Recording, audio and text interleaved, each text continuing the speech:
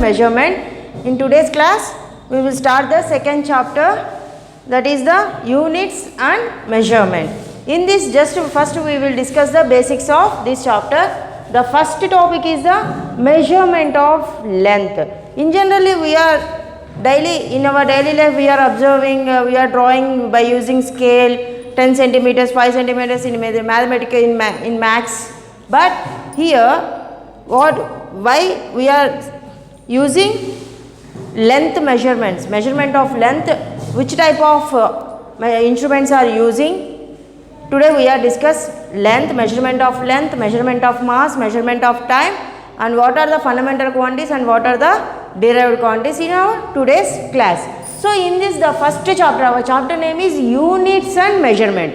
So what is measurement, what is unit, what is the measurement of light, what is the measurement of mass, what is the measurement of time, all are discussing today. So in this, the first one is the measurement of length, the instrument which is used to measure the minimum or maximum length. So first, a meter scale is used for lengths from 10 to the power of minus 3 to 10 square meters. 10 to the power of minus 3 means how much? 0.0001 to 10 square means 100 meters. This is the scale we are using. General, our scale is used to measure the minimum and maximum lengths. Minimum is 0.001 meters and maximum is 100 meters. Otherwise, we can measure the below 0.001 and above the 100 meters. How much we are calculating without scale? So, in this type we use a vernier calipers is used for lengths to an accuracy of 10 to the power of minus 4 meters. That means 10 to the power of minus 3 meter is the minimum of meter scale. But we are using vernier calipers. We will find the accurate value of 10 to the power of minus 4 also. That means 0.0001 meters can be measured by using vernier calipers. And another, below 10 to the power of minus 4 meters, how much we will calculate? So for this purpose, a screw gauge and a sperometer are used to measure lengths as less as 10 to the power of minus 5 meters. మనకి ఇంత small things ఎక్కడ use అవుతాయి అంటే vernier caliper, screw gauge, spherometer and microscope all are using in our laboratories to find the radius, sphere radius, cylinder radius, all are finding by using these instruments. Vernier caliper, screw gauge, all are our practicals, physics practicals. In second year we are doing these practicals. So the meter scale is used to measure the length from 10 to the power of minus 3 to 10 square meters.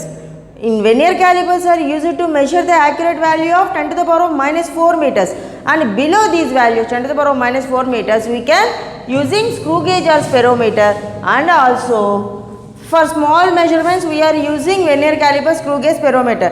For higher values 100 meters above we are finding, that means the distance from planet earth, these all are finding by using large distances such as the distance of a planet or a star from the earth can be measured by parallax method. This is the one of the essay question in our chapters, in our topics. So parallax method are using to measure the distance from stars, planets, everything are measured by using parallax method. In this method we will measure by using length, scale can be used, we will measure with meters, centimeters, that's it. But in this parallax method we are using 1 parsecond. 1 parsecond will be equal to how much? 3.08 into 10 to the power of 16. 10 to the power of 16 means 1 pakana 16 zeros. The value becomes very long value. So the distance from planets, the distance to the earth to the planets and earth to the stars, all are very high distance, very long distances for me. So these are the distance, the distance between these are can be find by using the parallax method. In this method the 1 parsecond will be equal to 3.08 into 10 to the power of 16 meters. And next one, very small, very small, that means atoms, molecules, to measure a very small size like that of a molecule size 10 to the power of minus 8 to 10 to the power of minus 10 meters. That means 0.000000001 to 0.901 into 1. That means very little, we can't observe with our eyes. So in this we are using the microscope. So electron microscope can be used. Its resolution is about 0.6 angstroms. That means 0.6 into 10 to the power of 8 meters anamata, or 10 to the power of 10 centimeters. 1 angstrom equal to 10 to the power of 8 meters anamata. Okay. So 1 Fermi, the value of Fermi, 1 Fermi will be equal to 10 to the power of minus 15 meters. So this is the measurement of length. Once again I will repeat it. Measurement of length. Length can be measured by using different instruments, and generally in our daily life we are using a length. We are measuring the length by using a scale. In mathematical purpose, in practical purpose, in diagram purpose, we are using scale. But this scale is measured only a minimum of 10 to the power of minus 3 meters to maximum of 100 meters. So above this or below these values we can find by using different instruments. Those are the value 10 to the power of minus 4 meters accurately measured by using the vernier calipers, and the value 10 to the power of minus 5 can be measured by using the screw gauge or speedometer, and the value above 100 meters can be measured. That means the distance from the planet and the stars from the earth can be measured by using the parallax method. In this, 1 parallax second will be equal to 3.08 into 10 to the power of 16 meters, and we are measuring very small, that means molecule atom can be measured. Its value is 10 to the power of minus 8 meters to 10 to the power of minus 10 meters. So in this we are measuring by using a electronic microscope. Its accuracy, its resolution is 0.6 into 6 angstroms. That means 1 Fermi equal to 10 to the power of minus 15 meters, and angstrom, 1 angstrom equal to 10 to the power of minus 8 meters. Okay.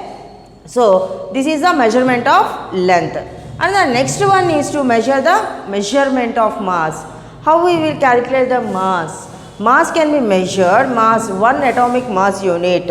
So measurement of mass, the mass of atoms and molecules are expressed in the unified atomic mass unit. The mass can be measured with the help of a unified atomic mass unit. That means AMU. We are saying AMU. AMU means atomic mass unit. 1 unified atomic mass unit will be equal to 1.66 into 10 to the power of minus 27 kgs. 10 to the power of minus 27 means 0.26 zeros into 7. 0.26 zeros to 7. So the 0.26 zeros is 1 anamata. So the 1.66 into 10 to the power of minus 27 kgs is our unified atomic mass unit. By using this value we are finding the masses of the different atoms, molecules we are finding by using this atomic mass unit. Measurement of mass can be defined with the help of a unified atomic mass. The 1 unified atomic mass will be equal to, that means its value becomes 1.66 into 10 to the power of minus 27 kgs. And next, measurement of time. How much time? Time will be 10, 11, 12. ఇలా మనం describe చేస్తూ ఉంటాం. దేని base చేసుకొని మనం 10, 11, 12 అని మన అందరం మనం మెన్షన్ చేస్తున్నామండి. In our Indian clock we are using NPL. NPL means National Physical Laboratory. So measurement of time can be measured cesium clock or atomic clock. Cesium clock or atomic clock ని base చేసుకొని మనం find out చేస్తూ ఉంటాం. Cesium clock or atomic clock is based on the periodic vibrations of the cesium atom. Cesium atom is 138, the atomic number 138 or 155. So cesium clock or atomic clock is based on the periodic vibrations of the cesium atom. Cesium atom vibrations ni base cheskoni our clock can be described. These clocks are very accurate clocks. These clocks are very accurate clocks. A cesium atomic clock at National Physical Laboratory, New Delhi is being to use measure the Indian standard of time. Indian standard time can be measured by using the cesium clock. Measurement of time can be measured with the help of a cesium atom.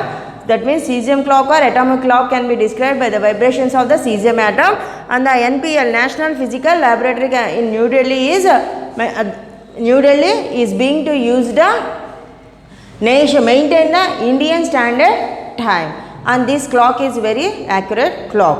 And next one is the fundamental quantities. A physical quantity which is independent to the other quantities are nothing but a fundamental quantities. That means these quantities are very basic quantities, and fundamental quantities to produce any other derived quantities are the fundamental quantity. The fundamental quantity which is, that means a physical quantity which is independent of other quantities is nothing but a fundamental quantity. That means length, mass, time, electrical, luminosity, temperature, all are fundamental quantities. We have 7 fundamental quantities.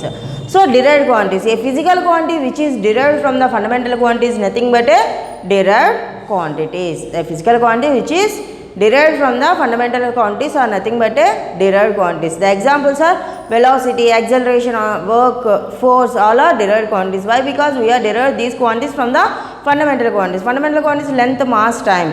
For example, derived quantity velocity. Velocity will be equal to distance by time. Distance, length by time. Distance means that is a fundamental quantity. Time is the fundamental quantity. By using fundamental quantity, we can measure the velocity. Velocity is the derived quantity. Why? Because it can be derived from the fundamental quantities. So these are the fundamental quantities and derived quantities: measurement of length, measurement of mass, measurement of time, fundamental and derived quantities. In next class we will discuss the further.